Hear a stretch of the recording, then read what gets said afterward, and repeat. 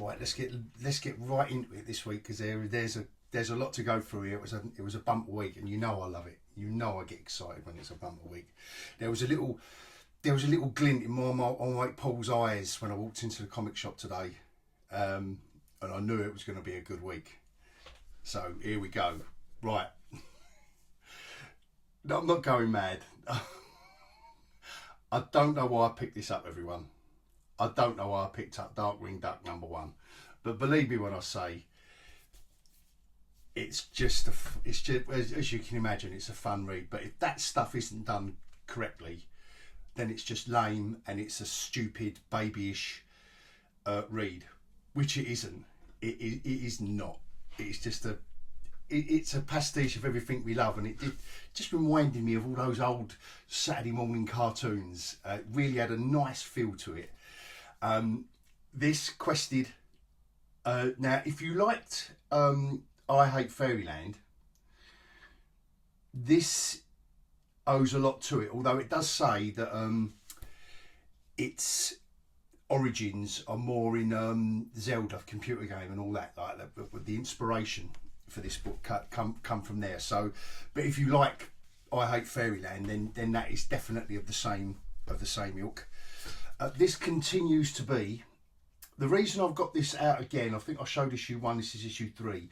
Is there's something really nice going on towards the end of this one, and it is a good read. It's in my top 6, and another decent book. I know they haven't all been great. These one bad, well, not in my opinion anyway, but this is another good one. They're doing a lovely job on these books. You know, sometimes when they do these prestige format, you think, oh, is it worth the money? All of those, most of those are. Again, I've got to show you guys this, because if you're not picking it up yet, then you should be. If you're not and you're waiting for the graphic novel, I'll let you off. I'm going to show you some more lovely, gorgeous stuff in that they're just nailing. That you think it's easy to write, and it's not this kind. I don't think so anyway. And I know every now and again I'm a bit late on something. I didn't pick up the issue 1 of this, but the issue 2 come out, so I got Paul to order me these, and these 2 issues. That's issue 2 that I think was out last week, I believe. So please forgive me, but I do want to show you all these first 2 issues. Absolutely superb comic, absolutely superb. So that is my star of the week, All Against All.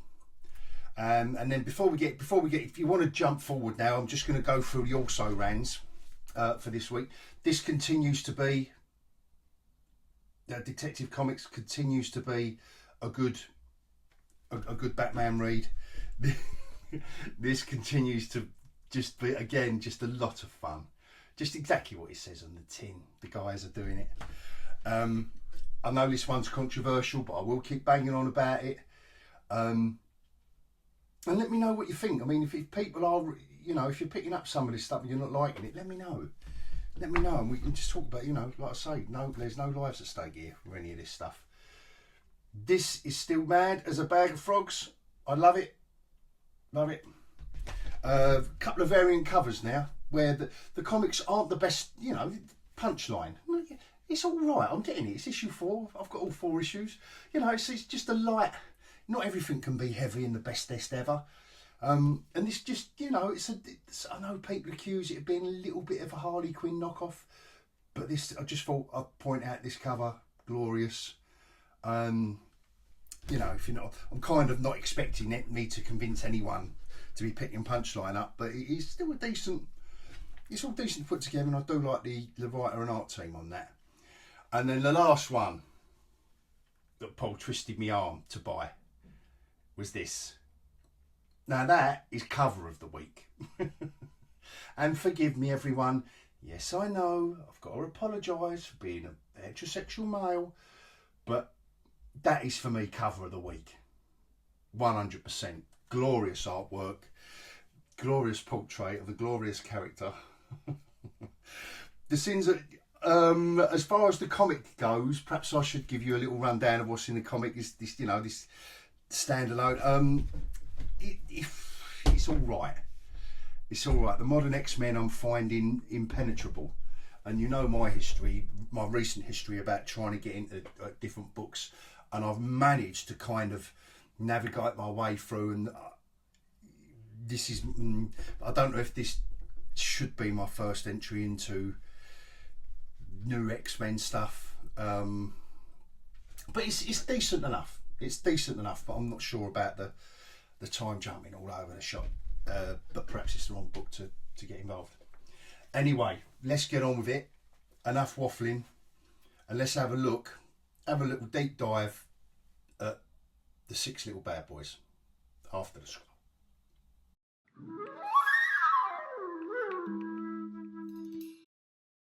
Okay, so I bet the suspense is killing everyone to find out what's going on in Darkwing Duck. I know you're all excited, but please bear with me. Even stuff like this, The Dark Flight Returns. I just Amanda Dibert, who writes, and Carlo Loro on the artwork. These two guys. This was just fun from the beginning to the end, and it's pointless me just reading bits out, but I just found this highly hilarious. And he's obviously got a massive ego, and they're unveiling a statue for him, and and then Megavolt turns up, one of the bad guys, let the mouse. This is all classic stuff, don't get me wrong. Whether this wins any awards or not, I don't know, but when it does what it says on the tin, which is give you a giggle all the way through, a funny animal story, and come on, you know, anyone tell me that they didn't like Donald Duck and the Mickey Mouse and all the stuff growing up? And to be fair, I was surprised it's Dynamite Comics that have got the license for this now from Disney. You know, just going back to the cover quickly, you know, Dynamite Comics, and you know, that is a combination I never expected to see. But what they've done is they've assembled a very, very professional package here, and it is funny. It is funny. He's got his little gadgets, and you know, he's trying to be all serious. You know, he's trying to be the serious superheroic, you know, detective, whatever the shtick is, and I just found it highly hilarious. I really did. If you fancy something, just fun, and it's just so well done. You know, again, the artist is. You've got to know this stuff isn't easy to draw. If you get it wrong, if you get the writing and the artistry wrong on this stuff, it can be like a piece of fan fiction. It can look like something that, you know, two Disney lovers got together and done. And it's got all the capers that you want, and he wins in the end. Oh, come on, guys! I just recommend that. I just recommend it. Just very, very quickly, I've got the Gargoyles rights as well, and I just thought that was fairly decent art. Not that I'll probably be picking that up, but I just fancied that for a laugh. Probably half to do with the cover as well. Don't know what it is with me and covers at the moment, but I thought that was a glorious one. So anyway, from that, actually, I don't know what kind of mood I was in today, but let's get these two out of the way. Quested. Now the guy involved, it's Michael Calero and Kit Wallace. They say that this is, and they've gone full on for it. Look, with the 64-bit kind of printing and all that. That this is more based on the Zelda games than it is on I Hate Fairyland. Well, that's probably true. Now, I've never played the Zelda stuff, so you know, I've never been a gamer since, you know, Pac-Man was old-fashioned. So whether or not, I don't know whether they're riffing off of I Hate Fairyland, or maybe someone can tell me whether or not I Hate Fairyland was riffing off of. I suspect not, but anyway, a nice art style. and a decent story as well. This, if you like I Hate Fairyland, this is in the same, how can I describe it? It's in the same genre, but that they haven't copied it. They're not ripping it off. It's that, you know, stuff like this you could easily accuse it. You know, I'm here to save the fogling princess. You could accuse it of doing I Hate Fairyland, but please believe me, I think that's the main thing I want to get across with this book. That it does deserve your attention if you are an I Hate Fairyland, and there's plenty of you, and I am one of them. So I didn't find this offensive at all. Art style was nice, you know, little, you know, what's your favourite arm? yeah, which of your arms? The left one. And then we don't. And it's the main characters in it are basically ripping everyone off. That they are setting up false kidnappings of princesses and just earning their way through by faking the rescues. He's kidnapping the princesses and they're rescuing them, and the story ensues from there. So yes, it is the shtick. Now I don't know how much that owes to Zelda, but I do know that owes a lot to I Hate Fairyland, with that cynicism. But from there you get laughs aplenty. This is a nicely written book. It's not as good as I Hate Fairyland, but it's not far off. It's not far off. I enjoyed this, and I am looking forward to. I will be picking up issue 2. There's enough in it to differentiate. You know, the whole thing for a start of our 3 characters. It's not the same story, but you when you read it, well, I think I've shown you enough, you know, to kind of show you that it is definitely riffing off of I Hate Fairyland, but it's no carbon copy. If you hear anyone, you know, say so, then, you know, stuff like this, that is pure I Hate Fairyland. But no, it was decent. It was decent. The Legend of Zelda, that's what it was called, is on here. The RPG games, you know, he's just saying and that's fair enough. You know, that is fair enough. For again, another decent read, another fun. It's a fun read. You know, it can't all be po-faced and serious stuff. Right, so that's the ridiculous. Let's get on to the sublime. This continues to be a really well crafted, well written, well drawn, and a well coloured Lee Luffridge. You know, you're not going to get anything from the colouring. Comic book story, post-apocalyptic comic book story. I like the way this diary is kind of harking back to what our 2 characters are getting up to, and how their characters develop from issue 1 to now, and you know they are kind of build up to something. This was beautifully done. These 2 pages, beautifully done. So they're getting the rats to run round to generate some electricity. He's got some generator and that as well. But this moment here, this was done. They're watching old cartoons, which obviously she has never seen before, but they're watching it for the 17th time or whatever it is. And the laugh, and then the crack, and then the what was that noise I just made? Like a pure human emotion. And old Massio, the other main character, thinks he's getting somewhere now, thinks he's making headway into, you know, getting on with that, like, and you think there is, you know, she's warming to him, so she's showing him, you know, she was very reticent to show him how to survive in this post-apocalyptic world because she thought he was stupid, and, you know, she's letting him show her things.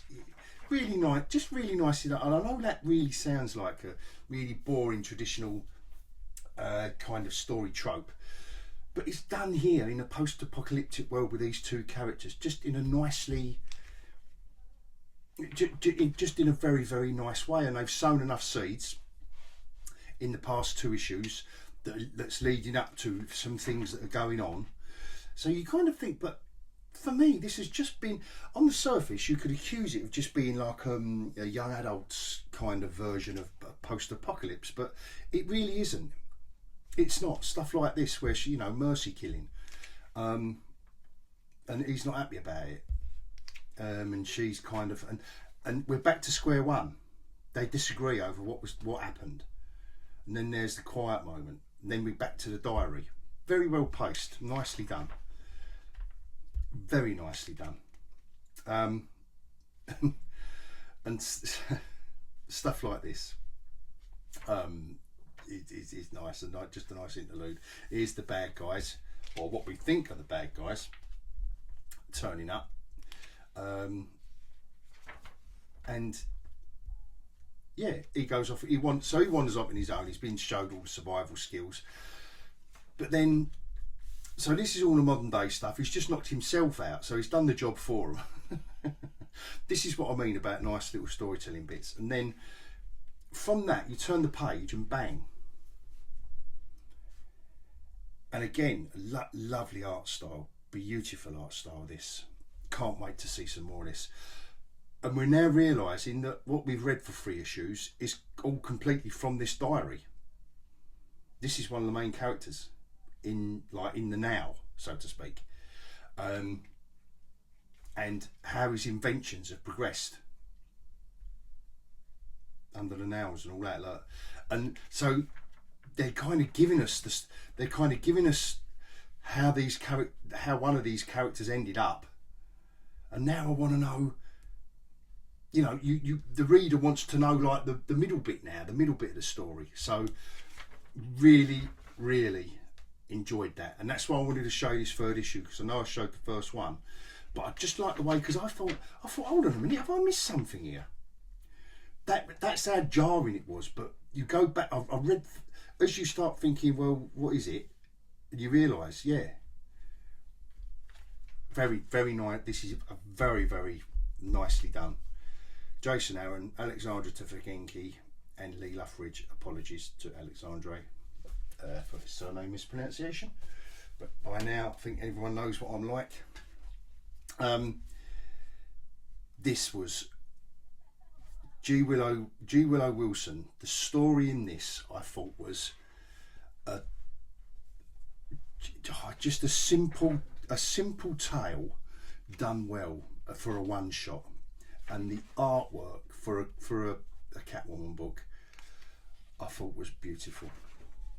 And forgive me, because obviously I don't want to bend this flat.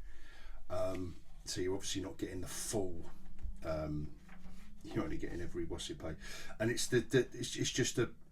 just one bad day is trying to get hold of this, and it could, because it harks back to her childhood and her mum, and it's a link to her past and trying to steal it, and it's the story just about this one heist. I love the way they've used the duotone on this. Sorry, forgive me for the art. Jamie McKelvey, art and colours. Wow, nice. Using this duotone on the Catwoman suit, I loved it. Just a nice hark back, but all the rest of it modern. The colouring's nice as well. He did the colouring as well. This was nicely done as well, with the movement through the story. I don't know if you can probably see that. Just the blurred movement through the story, but leaving the knocked out guy on the deck there right in the middle. I thought that was very nicely done. And then obviously, it's all in the monologue stuff, but it does take, and this is all the stuff we want, but then it does take an unexpected turn. With the auctioning, she's found out that they're auctioning this. This was a nice moment as well, where this woman's reminding her of her past and where this come from, and it takes a lot to do that in a superhero book. But enjoyed it now. But then from there we get all the classic. I do like his kind of not just on the verge of too muscular, or sinewy. But I did like his cross between, say, like a Frank Cho real woman and a more stylised version. I just really liked it. But for me, it was the story. Well, the combination. To be fair, the combination. This really did. And like I say, look, it's not like it's jam packed with superhero action, but the story and where you want to find out more of the mystery. And it doesn't just end there with her getting this jewel. There is more to find out, and her sister as well. I just thought was nice introducing her, and she's not really happy about all her antics. Yeah, this is obviously the fence. You know, this is all classic stuff. But she really does have to go through it. But it's more of an emotional journey, like almost like a philosophical story. About the value we place on certain things and the value we place on it just because it's worth a lot of dough, and this mysterious character, and then do like their take on Batman as well. Obviously a younger Batman, you know, I don't know what kind of era they would send, but you kind of don't care. But I just love this stuff. Still giving it the duotone on Catwoman, which was a nice stylistic choice. Very nice stylistic choice. Yeah, and from there up to here, I won't kind of spoil it. That it's still her, and like I say, still her, and still Catwoman, trying to find out, you know, more about this trinket of her mum's. Thoroughly recommend that one. I know the Bane one, I wasn't too sure on the artwork. It wasn't like I was down on the book, or, you know, slating it, but this one, top marks. Got no doubts that it's a good book. No, and the Bane one, to be fair, was a good book, but I just wasn't sure about his take on certain things. But anyway, that was last week. Again, bear with me on this, because these guys, I love the way they started this. And you think, I just like the way, but Jeff Johns and Gary Frank on this, and Brad Anderson's colours are absolutely beautiful. And I know I said this before, and I know I give it my best of the year, but just chapter 4 of how, and it's all about, you know, Junkyard Joe the robot, but it's all about a human story of this girl and her family, and him and his wife. And I do believe that Jeff Johns must have had some grief in his life, as in grieving for, you know, had some loss in his life, because this really does come through in this issue.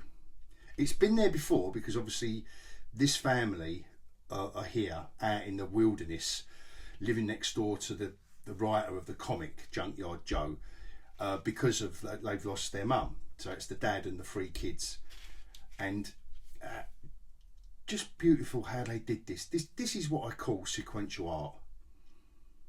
This really is. Look, no, except that one. You know, this isn't Chris Claremont writing for John Byrne on X-Men, is it? And that's probably an unfair comparison, but you know what I'm getting at. From this outside scene and going in, the cinematic style of this, from that's the first thing she sees, turns round, and then disappears. Same thing, disappears. And then just the cinematic use of where the, you know, the angles of all this. It's just there's something about this that I find really intriguing and engaging. And then back to the rest of the family, you know, the older sister, younger brother, the dad apology, and, you know, then the rest of the family are finding out. This is great stuff. And then the bad guy turning up. Here we go. And now, just to give us the threat, just, you know, you can't tell anyone about this, but that is the page turner. That is the girl telling her siblings, but we're seeing a cop being shot. Just nicely done. A very cinematic turn of writing for a comic, which I also find, you know. And then we're back to the normal household, you know, kids acting weird. He's going to find help in the town. It's just great. It's just great. And look at this. Where's Junkyard Joe? because they've gone to the black guy's house who's been writing it, so he's just missed them, the ones that have just shot the copper. But they've given us a level of threat to back this up. This isn't silly antics, you know, this isn't Darkwing Duck, put it that way. Very nicely done. Look at that, what a cover, gorgeous artwork. Best thing, Gary Frank is on fire at the moment, I think, with this one. You know, and thanks to, you know, thanks in no small part to Jeff John's writing, and also Brad Anderson's colouring. Right, now this Marvel sci-fi. Here we go. This is just some good, decent, independent comics publishing, science fiction storytelling. And I've never heard of these two before, Alex Park-Liddell and Casper Weingard. But Casper's artwork, it's almost like looking at 3D artwork without the glasses. But I love it. I love it. There's something about it that just reminded me of just watching 3D. I like the fact that they're giving us a little, even though this is issue 1, they're giving us a little bit of background. I like the fact that they've used the back cover just to give us a little, you know, just to let us know it's a sci-fi world before we've even picked the book up, rather than just waste it on an, you know, an image or something like that. But this is a really well woven future sci-fi story where an alien race of obviously this alien race have turned, I won't give too much away on this one, have turned up on Earth, and they're kind of, they found, you know, we've done what we know we're going to do eventually, which is ruin the whole entire Earth. Everything's died out, but we've left the DNA samples behind. That's the basic premise of this, and these aliens are playing around with it to try and develop more, I don't know whether you would call them warriors, but yeah, I suppose it's warrior. They want to develop, they want to try and find something in Earth's DNA of all these animals to help them fight the war that they're fighting back home. But how they go back and forwards with how they unravel the story of what's happened since they've arrived is really nicely done. And like I say, the artwork, I love the kind of living element, as if the starship is alive, and then when the bad guy turns up, you know, look, it looks alien. Lovely art style. Lovely art style. I don't know if this guy's done anything before, but we'll be checking it out. Obviously I only bought these books today, so I haven't really done a lot of research. I've just been reading, and again, just this naturalistic feel to the alien technology. It's just really not, you're really immersed in it, the whole thing. And this is all on board the spaceship and all their antics. Very nicely done. Very nice. And I think these are a very original designs for the whole thing. I really did all right. You could say that's an alien head, whatever, from the H.R. Geiger, but you know, there's 99% original stuff that I'm seeing here in art and design. You know, this is all part of the story. You know, a little bit of that's one page kind of explaining, you know, what happened to Earth, what we've done. You know, which you expect, the parable of it all, and then we get, you know, they're all standard tropes, but they're really mixed together nicely here. If you like your sci-fi, I won't give too much away. And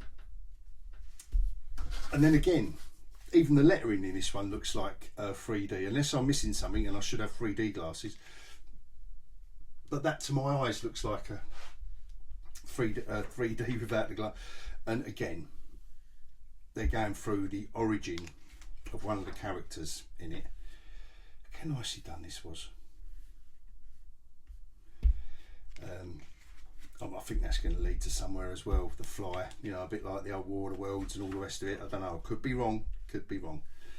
And then, but what they do nicely in this second issue is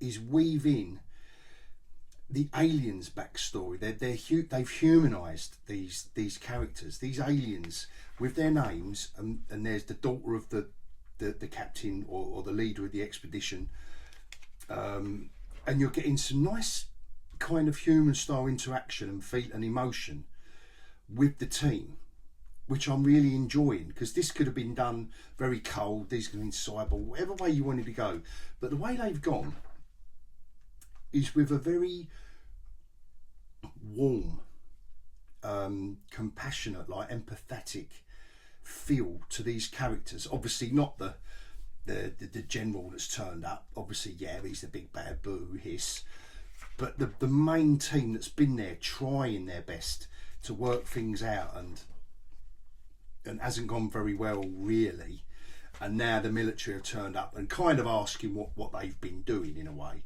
kind of saying like, what have you been wasting all these, you know, there's a war on, you're supposed to be here doing your bit and you're kind of been faffing about.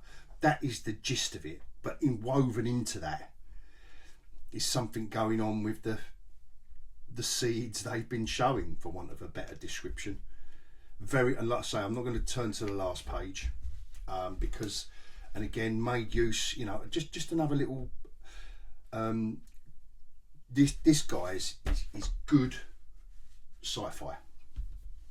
That is good sci-fi, and you can tell they have gone for the 3D thing without now I'm thinking about it with the green and the red, the way they've done it, which I think is superb. If that will stand out on any book rack.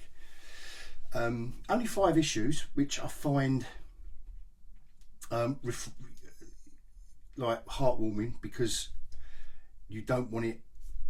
Well, I would like to more from this team, but I mean, just for this one initial story, like a 5-issue story arc is endearing me even more to it. A bit like with the AWA stuff. So yes, anyway, that is my comic of the week. 100%. That's a previous comic of the week. You know, like I keep saying week after week, guys, there is so much good stuff around, and that as well.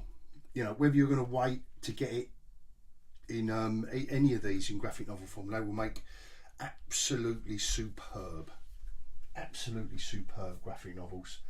And then my cover of the week. I can't not end on that. And then second cover of the week, I just thought that's glorious artwork on both of them. I don't know who these artists are, perhaps I should, but like I say, Marquez that looks like, so don't know whose signature that is, but I don't know anyone who's looking at the signature on that cover.